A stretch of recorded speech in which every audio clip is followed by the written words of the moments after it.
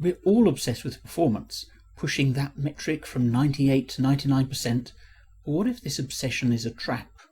What if the key to a true breakthrough is to stop trying to find the best solution altogether? Today, we're diving into two innovative ideas from the last decade, map elites and open-ended systems, that turned evolutionary AI on its head.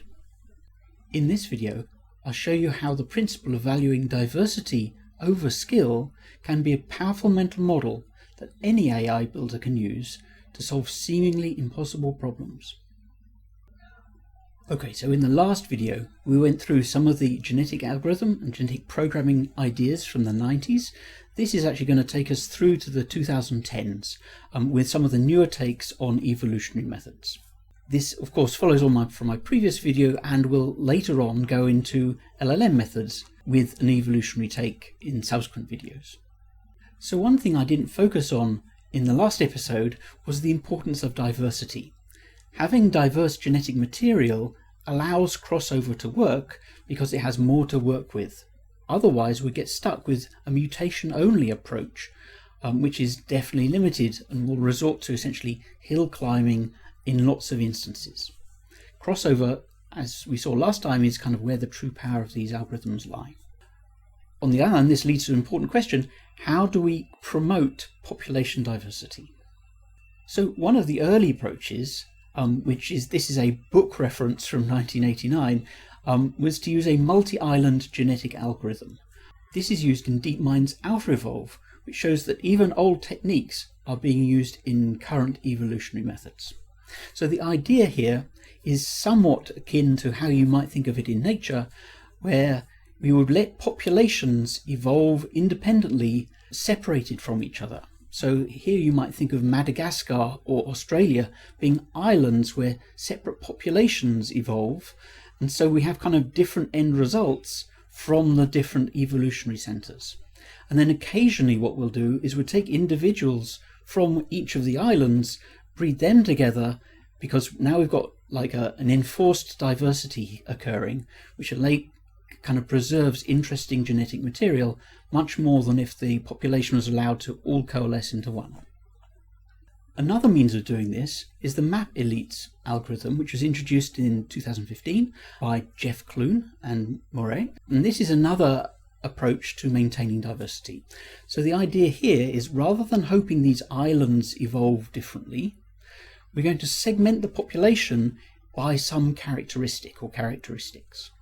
So the map elites algorithm, and I'm definitely simplifying things here, is we're going to define some dimensions of difference. So it may be, suppose I had a robot, it may be I might have robots with short legs, long legs, it may be heavy robots and light robots. So the leg length and the weight could be two dimensions of difference. And that will enable us to partition all of the different kind of robots into categories according to these qualities. Then what we can do is we'll pick two individuals from our population, and they probably come from different cells or different segments here, and then we'll do the crossover operation and then discover, okay, which cell has this new individual belong to. Now it's quite likely, if it's both parents have got long legs, it will be a long-legged robot, but we'll determine that from what we actually see the results of converting the representation into the robot. But then we'll also work out what the fitness of this individual is and use that to then determine whether we're going to keep it or not.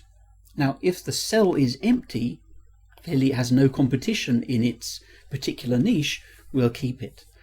But if there's a list of others already there, we'll either keep the top one or top two within each niche so that we can kind of maintain a diverse set of different populations rising up, hopefully gathering more information about the lost landscape across these different populations. So here's the first diagram from the Map Elites paper, and on the far right you can see essentially two features being mapped here, and within each of these columns you can see the performance of the best. And so you can see that there's kind of a lost landscape where particular kinds of robots, in particular two distinct peaks here, show good performance, whereas there are broad areas where these robots don't work out particularly well.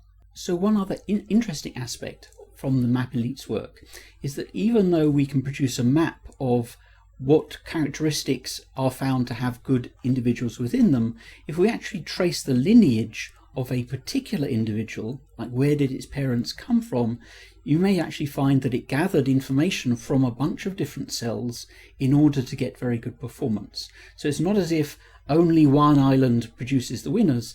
Actually, the diversity can be proved to be useful as a key to optimizing these individuals further. So one of the key assumptions here is we can segment the individuals according to some characteristics, maybe leg length or weight or some other physical or apparent property.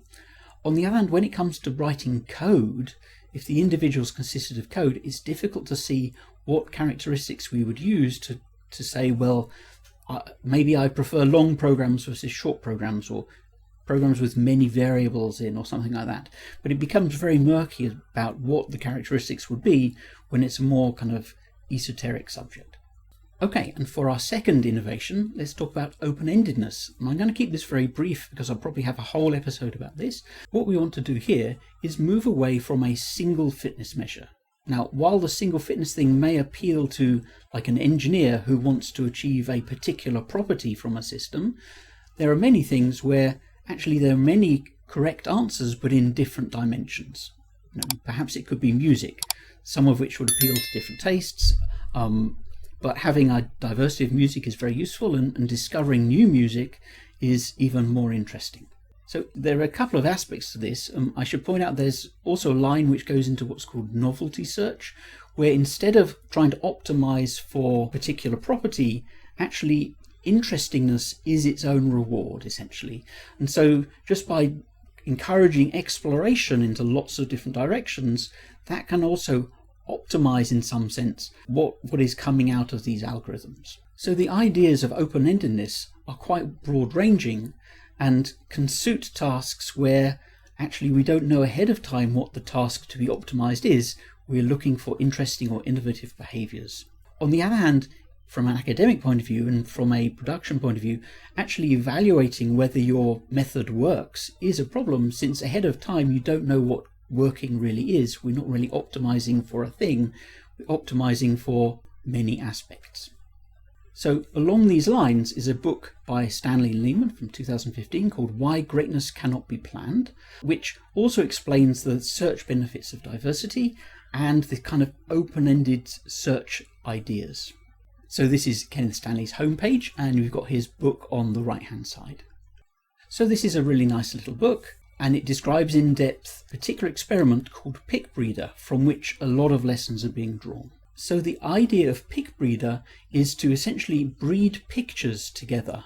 And here we can see one of the diagrams from their paper where we have a parent on the left-hand side. In the middle is your current thing, which they've labeled fly, though this is just a picture. It's not an actual fly. It's debatable to what extent this actually understands what a fly is at all. This is actually just, here are pixels which are derived from a neural network.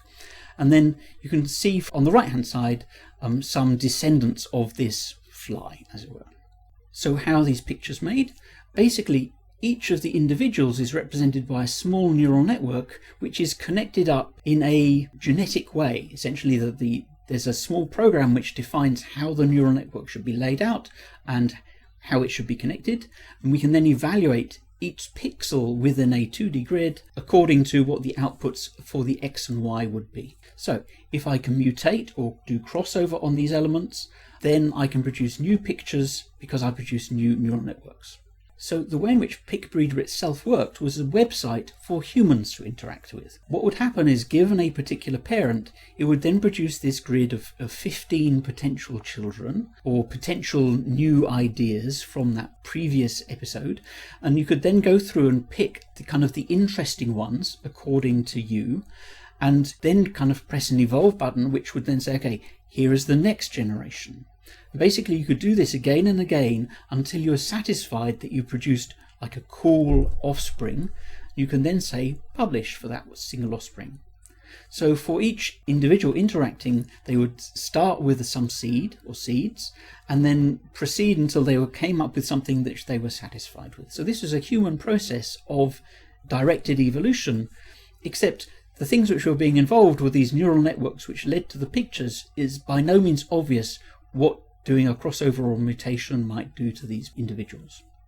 Now, from these human experiments on PicBreeder, you can actually produce like a family tree of how each individual relates to its parents, and in particular this one has, on the left hand side here, one of the offspring being a skull shape.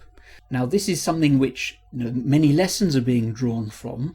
Very interesting stuff appears even though the processes are hard to see ahead of time whether you're going to get an interesting shape. Not only can we get the skull, we can get a butterfly, we can get the fly. Basically all of these things are created by the humans doing this evolutionary process and are picked out as being unusually interesting as results. Even though you don't know where you're heading, you can actually get to very good results by keeping an open mind. Essentially, this is why greatness cannot be planned. If I was told to produce a picture of a skull, it would be very difficult for me to do that from the beginning. But the result of this process may become skulls, or it may become something else entirely. I don't know ahead of time what the best stuff will be. So following on from the PicBreeder idea, which has proved to be a very fertile ground for investigating how evolution works and what can be learned from it, there's a paper called the Fractured Entangled Representation Hypothesis, which recently came out. Very interesting work. This was covered in a machine learning street talk video with an interview with the authors. I'm going to cover this paper in a later video. I just want to complete my kind of little evolution learning arc here, but I also want to tackle LLMs and evolution before I do that. So I'm not going to play a clip from the MLST interview, but here you can see that they actually do quite an in-depth couple of hours interviews with the authors and talk about the PicBreeder from the beginning and also kind of its ramifications up to their paper. And the paper in particular talks about the skull basically being done in two ways, one of which is by human search. Essentially this was an open-ended process whereby humans were iterating on the individuals until they came up with something interesting, namely the skull, and also a neural network trained to produce the skull from random weights as you would normally do with neural networks. Now the interesting thing is that when you actually look at what the individuals along the way and also how the neural network works to make the skull, the left-hand side path, which is evolved essentially, produces a much nicer representation than the right-hand path. The right-hand path, when you actually vary the parameters by a little bit, you can see here that it actually disturbs the skull appearance dramatically. Clearly the right-hand side has no kind of understanding like you would want for the representation to have. On the other hand, the left-hand side, it does appear that the representation is much more human-centric. Clearly the authors have come across something quite interesting here, proving that the human process and the neural network optimization process have done something rather different when they are challenged with producing this skull. However, I do want to come back to this paper to pick apart to some extent some of the thinking so that we can more carefully understand what the two processes are doing, and maybe there are slightly different lessons learned from what we would see in the machine learning street talk video. The work though is quite easy to do. There's an open source repo and this is fairly small compute in order to make these things work. These are not complicated neural networks. People can play with this at home. So to wrap up, genetic algorithms with the bit string fitness optimization didn't allow for the true breadth of evolutionary ideas to take hold. And that's one of the reasons why instead of bit strings, I preferred to go with the genetic programming approach, where you actually have a tree of operations and the representation is way more expressive and extensible, which is a key element for proper evolution to take hold. Just working on bit strings is very, very limiting.